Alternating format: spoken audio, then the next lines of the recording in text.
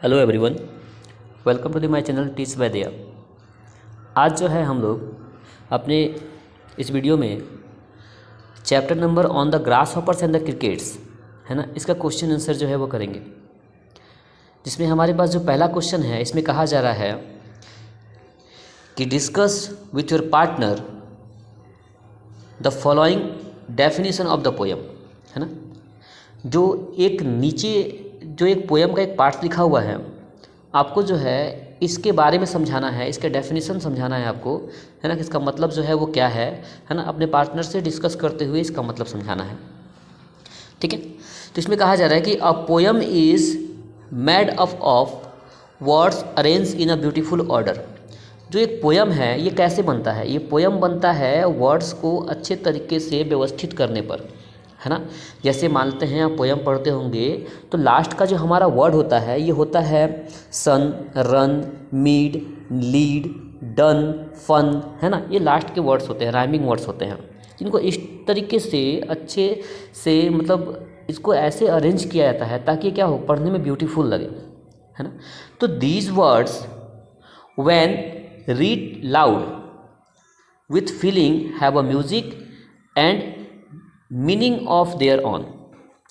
तो जब हम इस पोएम को, है ना, पढ़ते हैं, है ना, ऐसे पोएम को पढ़ते हैं तो क्या होता है, हमारे अंदर एक फीलिंग आती है, एक म्यूज़िक की फीलिंग आती है ना। और इसका मतलब जो है हमें अब अपने क्या है, अंतरात्मा से इसका मतलब जो है हमें क्लियर समझ में आता है ना, ठीक है। तो कहा जा रहा है कि ये जो आपको लिखा हुआ है इसको अपने पार्टनर से डिस्कस करिए कि इसका एक्चुअली में डेफिनेशन है क्या, इसका मतलब जो है क्या। तो यहाँ लिखा हुआ है कि वेरी ट्रू, आंसर क्या है, लिखा हुआ है वेरी ट्रू। ये ऊपर जो लिखा हुआ जो भी है ना ये सेंटेंस है, ये बिल्कुल सही है ना। क्योंकि क्या है कि पोएम को सही तरीके से अरेंज करने पर, है ना, ठीक है, तो और उसको जब आप रीड करते हैं ना तो क्या है कि एक मतलब फीलिंग आती है अंदर से, है ना। Poetry is different from prose. Prose का मतलब होता है गद्य भाग, है ना। एक होता है गद्य, एक होता है पद भाग, है ना, ठीक है। जो पद भाग होता है उसमें क्या है, कविताएं लिखी होती हैं, और जो गद्य भाग होता है उसमें कहानियाँ लिखी होती हैं। तो कहा जा रहा है कि पोइट्री जो होता है ना वो पद भाग से यानी कहानियों से बिल्कुल अलग होता है ना, क्योंकि it arrange based words in a musical order. इसमें क्या है कि हम अच्छे अच्छे वर्ड्स को इसमें क्या करते हैं, अरेंज करते हैं, एक म्यूजिकल ऑर्डर में अरेंज करते हैं। हाउएवर, हालांकि a poem being short, musical and interesting is easy to learn by heart and to remember for a long time, है ना। हालांकि जो पोएम होता है ये बहुत शॉर्ट होता है ना, म्यूजिकल होता है, इंटरेस्टिंग होता है, ताकि क्या हो कि इसको हम दिल से याद कर सकें, है ना। और हमको ये लंबे टाइम तक क्या रहे, ये हमारे मन में रहे, हमको अच्छे तरीके से ये लंबे टाइम तक याद रहे, है ना। क्लियर है? ये फर्स्ट क्वेश्चन का आंसर आई होप कि आपको क्लियर समझ में आ गया होगा, ठीक है। अब हम जो है वो दूसरा क्वेश्चन का आंसर समझते हैं। तो इसमें कहा जा रहा है कि the poetry of earth is not made of words, what is it made of as suggested in the poem. कहा जा रहा है जो हमारा अर्थ का जो पोएट्री है ना ये वर्ड से नहीं बना है, शब्दों से नहीं बना है, ये तब ये बना किससे है ना। आप समझाइए कि इस पोएम में, है ना, उसके लिए क्या सजेस्ट किया गया है ना, कि ये बना किससे है।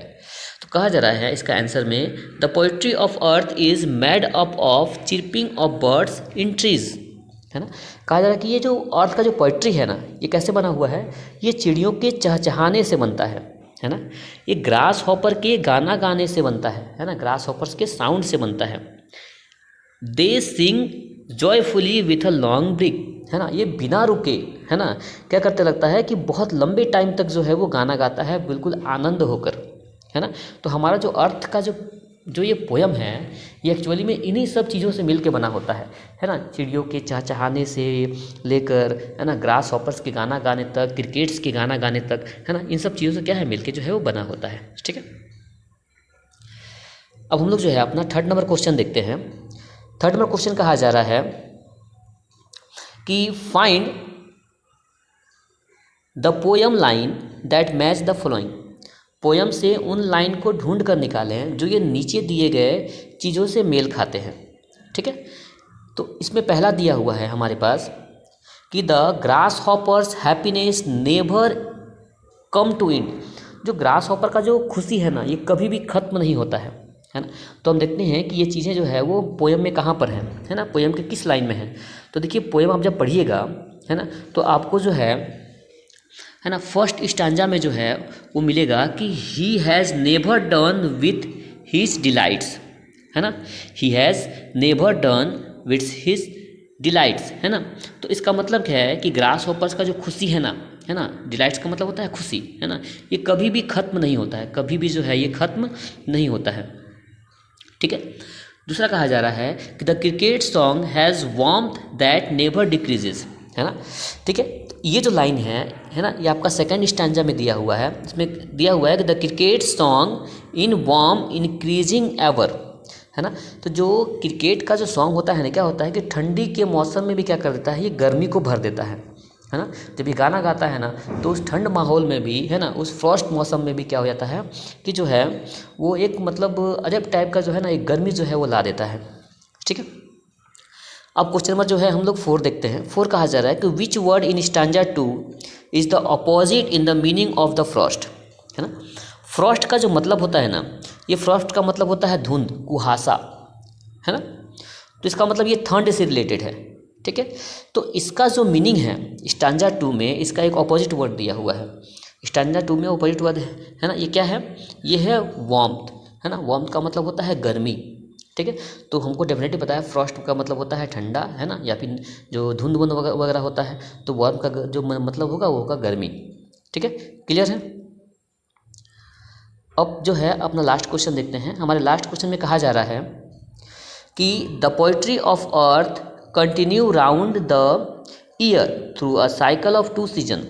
अर्थ का जो पोइट्री है ना, ये हमेशा चलता रहता है ना, इन 2 मौसमों में, एक तो ठंड के मौसम में और एक गर्मी के मौसम में, समर में और विंटर में। तो mention etch with each representative voice. तो इस ठंड के मौसम को और गर्मी के मौसम को रिप्रेजेंट करने वाली जो आवाज़ है ना, उसको आपको क्या करना है, इसमें मेंशन करना है। आंसर में आपको जो है मेंशन करना है। क्लियर है। तो हम इसका आंसर देखते हैं कि the 2 major season in a year are summer and winter, है ना। जो 2 मेजर जो सीजन है ना, वो कौन कौन से हैं, वो एक समर है और दूसरा क्या है, तो एक विंटर है। Both are rich in music, है ना, और ये म्यूजिक से भरे पड़े होते हैं, है ना। दोनों जो सीजन है ये क्या है, ये म्यूजिक से जो है वो भरे हुए होते हैं, है ना, ठीक है। In summer the representative voice is that of the birds and the grass hoppers. Summer के मौसम में लीड कौन करता है उस वक्त, समर के मौसम में जो है वो, है ना, जब सारे लोग जो है वो धूप में, कड़कती धूप में जो है छुप जाते हैं, पेड़ों की छांव में चले जाते हैं, है ना। तो उस वक्त जो है ग्रास हॉपर्स, है ना, ठीक है, वो अपना उस वक्त गाना गाता है और चिड़ियों का चहचहाना भी उस वक्त जो है हमको सुनाई देता है, ठीक है। और winter the cricket is the prime singer.